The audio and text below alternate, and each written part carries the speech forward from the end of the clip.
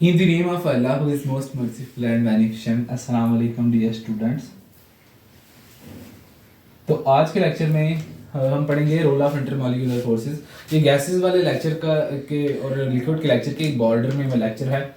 इसमें हम intermolecular forces का रोल समझेंगे, जिससे स्टेट ऑफ मैटर डिटरमिन होती है। ठीक है, इंटरमॉलिक्यूलर फोर्सेस याद रखिएगा। ये लेक्चर जो है, इसमें इंटरमॉलिक्यूलर फोर्सेस और इंट्रामॉलिक्यूलर फोर्सेस को हम ज़रा पढ़ेंगे। देखिए, फोर्सेस दो किस्म की होती हैं। एक होती हैं इंट्रामॉलिक्यूलर फोर्सेस, इंट्रा, और दूसरी होती हैं इंटर। इंट्रा और इंटरमॉलिक्यूलर फोर्सेस। अब इंट्रा का मतलब होता है विद इन, और इंटर का मतलब होता है अमंग। विद इन का मतलब होता है में, और अमंग का मतलब होता है दरमियान। इंट्रा और इंटरमॉलिक्यूलर फोर्सेस, देखिए मैंने बताया फोर्सेस दो किस्म की होती हैं, इंटरमॉलिक्यूलर फोर्सेस और इंट्रामॉलिक्यूलर फोर्सेस। इंटरमॉलिक्यूलर फोर्सेस का मतलब होता है जो मॉलिक्यूल्स के दरमियान होती हैं, और इंट्रामॉलिक्यूलर का मतलब होता है जो मॉलिक्यूल के अंदर होती हैं। फर्स्ट ऑफ ऑल देखें, अगर दो हाइड्रोजन के एटम हैं, फर्ज करें एक हाइड्रोजन का एटम ये है और एक हाइड्रोजन का एटम ये है, इन्होंने आपस में बॉन्ड बनाया है और ये एक हाइड्रोजन का मॉलिक्यूल बन गया है। मॉलिक्यूल को डिफरेंशिएट करने के लिए हमने इसके ऊपर एक सर्कल लगा दिया है। अब एक दूसरा मॉलिक्यूल है, उसने भी इस तरह ही मॉलिक्यूल बना लिया है। इसी तरह दो और हैं, उन्होंने भी, और इसी तरह दो और हैं, उन्होंने भी। देखें, अब देखें hydrogen hydrogen hydrogen hydrogen hydrogen hydrogen, चार हाइड्रोजन के मॉलिक्यूल हैं।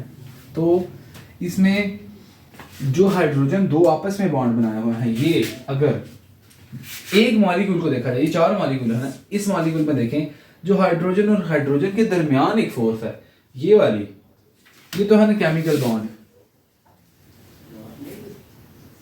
और मजीद इसको स्पेसिफाई करेंगे तो फिर ये क्या है, कोवलेंट बॉन्ड है।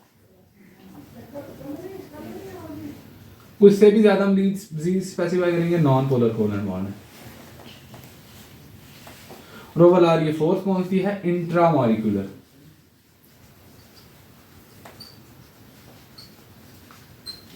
इंट्रामॉलिक्यूलर फोर्स है। कैसे? क्योंकि ये मॉलिक्यूल के अपने अंदर है। मॉलिक्यूल था हमारे पास हाइड्रोजन, और उसके अंदर जो फोर्स पाई गई है जिसने हाइड्रोजन को मॉलिक्यूल बनाया है, that force is intramolecular force.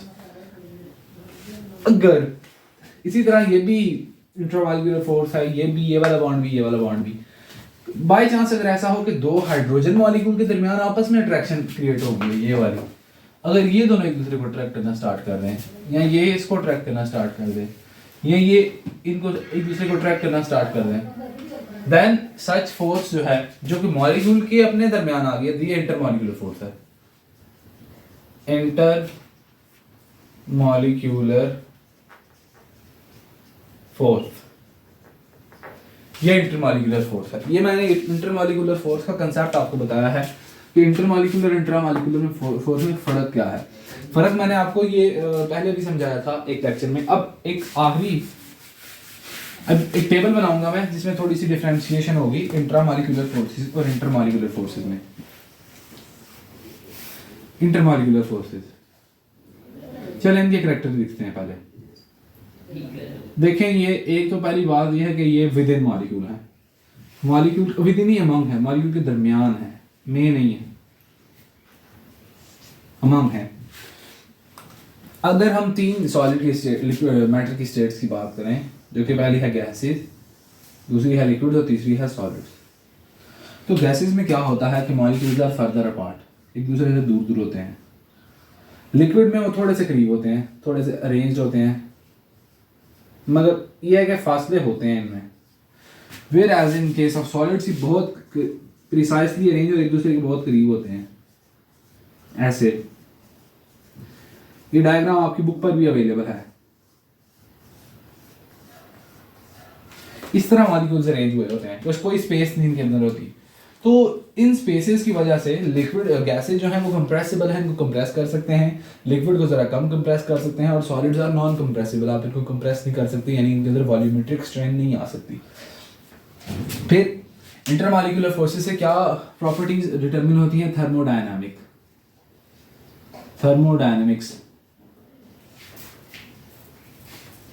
जितनी भी थर्मोडायनामिक्स प्रॉपर्टीज हैं वो सारे इंटरमॉलिक्यूलर फोर्सेस से हैं। जैसे इंटरमॉलिक्यूलर फोर्स से बॉइलिंग पॉइंट है, अब गैसेस का बॉइलिंग पॉइंट बहुत लो होता है क्योंकि इनमें फोर्सेस वीक हैं। जब फोर्स स्ट्रांग होगी तो बॉइलिंग पॉइंट हाई होगा। अब सॉलिड का बॉइलिंग पॉइंट सबसे हाई होता है, क्यों? क्योंकि इनके अंदर फोर्सेस स्ट्रांग हैं। इंटरमॉलिक्यूलर फोर्सेस से वेपर प्रेशर, सरफेस डेंसिटी, ये सारी थर्मोडायनामिक प्रॉपर्टीज हैं, ये सारी इनके ऊपर डिपेंड करती हैं। असल में लिक्विड की सारी थर्मोडायनामिक प्रॉपर्टीज एक्सप्लेन्ड हैं हमारे बुक में, तो वो हम तब पढ़ेंगे। वैसे थर्मोडायनामिक्स जो है वो इनके ऊपर डिपेंड करती हैं। और इसके अंदर बात यह है कि कंप्रेसिबिलिटी, ये भी फिजिकल प्रॉपर्टीज एक्चुअली, फिजिकल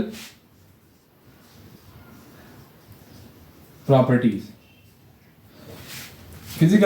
जो हैं वो भी इंटरमॉलिक्यूलर फोर्सेस के ऊपर डिपेंड करते हैं। ये था इंटरमॉलिक्यूलर फोर्सेस का रोल स्टेट को डिटरमिन करने में, मैंने एक्सप्लेन कर दिया। इंटरमॉलिक्यूलर असल में ना, इंटरमॉलिक्यूलर फोर्स इधर स्ट्रांग इधर वीक है, इधर कंपैरेटिवली मॉडरेट है दरमियानी, और इधर स्ट्रांग है, यानी वीक, मॉडरेट और स्ट्रांग। तो गैसेस में वीक होती है सबसे, लिक्विड में उनसे स्ट्रांग होती है, और सॉलिड में सबसे स्ट्रांग इंटरमॉलिक्यूलर फोर्सेस होती हैं। इस रोल ऑफ इंटरमॉलिक्यूलर फोर्स वाले लेक्चर के लिए इतना ही, अगले लेक्चर तक के लिए